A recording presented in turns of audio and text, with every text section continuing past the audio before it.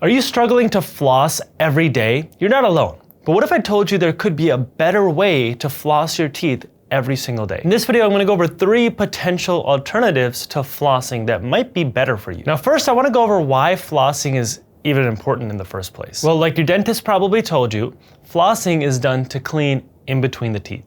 Because when you brush, you're only brushing the cheek side or the tongue side of your teeth, or the biting surfaces of your teeth.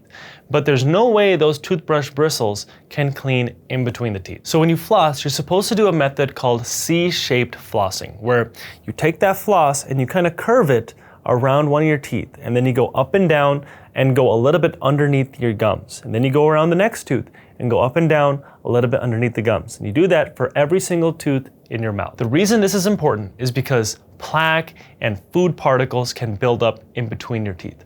Plaque is basically this biofilm of bacteria. So once you eat some certain foods, these bacteria will kind of build up. And these bacteria can cause things like gum disease. A lot of times your gum disease will start in between your gums because that's a common spot that is missed. And when this first starts off, your gums are gonna be more likely to bleed, and then eventually your breath can start to smell, and this can continue to get worse. But also these bacteria that live in between your teeth can also cause cavities. So you could be brushing all day long, but if you're not flossing in between the teeth, you're gonna be more likely to have cavities forming in between the teeth. But let's face it, flossing can be a hassle for a lot of people. Not saying for myself, I floss every single day. But for some people, they just refuse to pick up that string of floss, curl it around their fingers, and then floss between their teeth. So in this video, I'm gonna talk about 3 alternatives. The first is water flossing. The second are these things called interdental brushes. And the third are floss picks. Now, you may have tried one or more of these other options before. Now, in my opinion, I still think flossing is gonna be the best thing to do every single day. But the other options are gonna be still better than not doing anything. Now, I know what you're probably thinking. Amanpreet, you promised 3 better ways to floss. You clickbaited me. Well, before you go all crazy, just know that in some instances, these 3 are better than actual floss. It really just depends on the situation. So my suggestion is just to relax and enjoy the content. But if you still find the need to yell at me or say something in the comments, please, by all means, go ahead. I'm gonna go on with the video though. Let's talk about alternative number 1, which is water flossing. How do water flossers work? They basically shoot out pulses of water, and you put these tips in between your teeth. And you also put them right along your gum line. It's kind of like you're walking this tip of the water flosser along your gums tooth by tooth.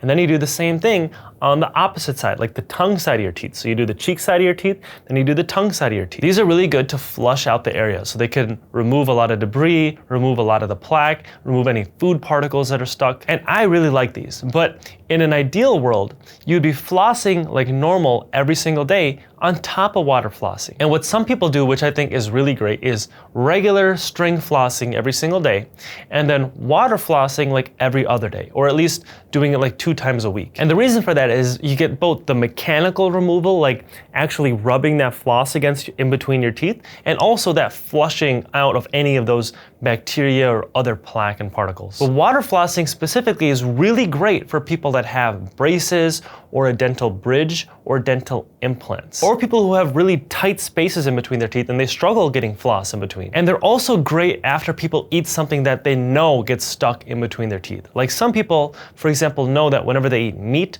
they're gonna get it stuck in between some of their teeth. Or some people do the same thing with salad, like certain lettuce or other pieces of salad will get stuck in between certain teeth. So for those areas, it's really good to flush it out, and you can kind of see all that food and that gunk that's getting stuck between your teeth just flush out of there. But going back to braces or a dental bridge, when you have these 2 options, when you do a traditional floss, you have to thread that floss underneath. And that can be really difficult. It takes a lot of dexterity and takes a lot more time. Like when you have braces, you have to thread that floss in between each bracket just to be able to floss in between your teeth. When you have a dental bridge, you have to take this floss threader and go underneath that bridge to clean underneath that bridge properly. No one's gonna wanna do that. And also going back to implants, a dental implant is this titanium screw that goes in your bone, and then a tooth is attached on top of it. It's the best replacement we have for a missing tooth, but it's still a little bit different. That attachment of those gums around the teeth are a little bit different. And normally you have this space between your gums and your tooth. And with the implant, that space is usually a little bit bigger. So with regular floss, it can be hard to clean underneath and around that implant properly. So this is why I make it almost a requirement for everyone that I do an implant on to water floss at least around that implant, because this is going to be the best way to properly clean around that implant and also still be gentle at the same time so you're not damaging anything. Now, a quick tip with your water flosser, you want to look for one that has different pressure gauges. If you're new to water flossing and just starting off, you don't want to start off with the highest setting possible because it could hurt. You ideally want to start off with a lower setting and then gradually work yourself up from there while you're still comfortable. It shouldn't be painful to water floss. Another pro tip, if you don't want to make a mess in your sink area, one idea is to get a portable water flosser. Now these ones are cool because you can literally take it in the shower and you can just water floss in between your teeth in the shower. Or what you can do is you can take a regular water flosser like you do over your sink, but don't look at yourself in the mirror, because if you look at yourself in the mirror and start water flossing, that water is going to go everywhere. Then you're going to have a lot of stuff to clean up.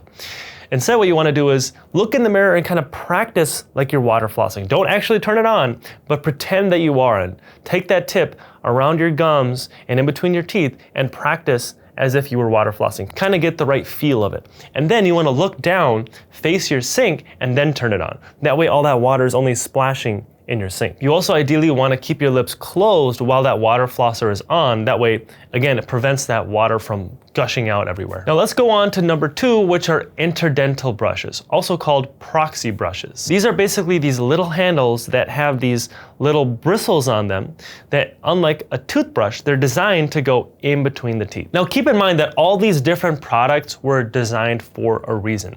It's not that one product people are claiming to be the best for all solutions. For some people, a proxy brush is great, and these are great for people that have bigger gaps in between their teeth. Because let's say you have some bigger gaps, or if you have a lot of gum recession where your gums start to pull back, and then you get these things called these black triangles in between your teeth. This usually happens when you get this bone loss and you get this gum recession. So then more of your root is being exposed and those gaps are a little bit bigger. These gaps are like a breeding ground for bacteria and for plaque. And a lot of times regular floss can be really hard to clean those areas out properly because the gap is just too big. But these interdental brushes, on the other hand, are perfect for these situations where they can literally just go in between the teeth and brush that area really well. And it can be a lot easier to use than a regular string floss. The cool thing about these is there's different sizes, so you can get a different size that works perfectly for your different tooth gaps. And also, just like the water flosser, these can also stimulate your gums. Ideally, you should talk to your dentist or your hygienist about what the best option is for you, because again, everybody's situation is different, and sometimes people need a certain style interdental brush, sometimes people are going to be recommended a water flosser over an interdental brush, so it's better to talk to your professional before you go out and just pick one. But again, all these are going to be better than doing nothing. The other benefit of these proxy brushes is they're often reusable, so you can just wash it after using it, and then you don't have to toss it right away. Now moving on to alternative number 3, which are flossing picks. These are basically these disposable floss threads on a stick. So instead of wrapping that floss along your fingers, you just hold this stick and then floss in between your teeth. These are great for if you're like on the go, or if you want something that's really convenient.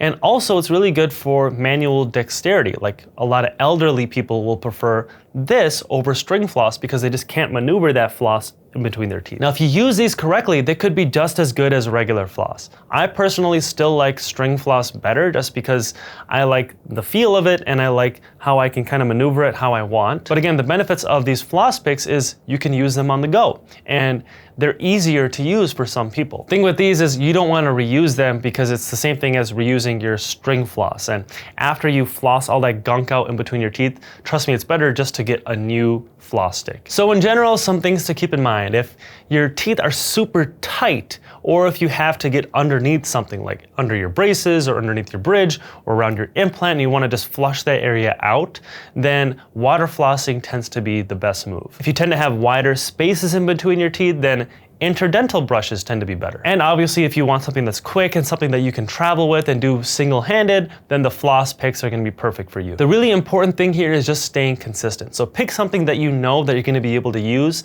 every single day, or at least the most consistently. Now, have you guys tried any of these alternatives? Let me know in the comment section below. And as always, thank you guys so much for watching. And if you haven't already, hit that thumbs up button and subscribe to my channel below. And I will see you in the next video. Chances are, if you're gonna lose a tooth or thinking about replacing a tooth, you might have heard of a dental implant before. In this video, I wanna go over everything you need to know about a dental implant, from what it is, what is involved in the procedure, and what you can expect if you are gonna get one. I also wanna go over how safe they are, if they're worth any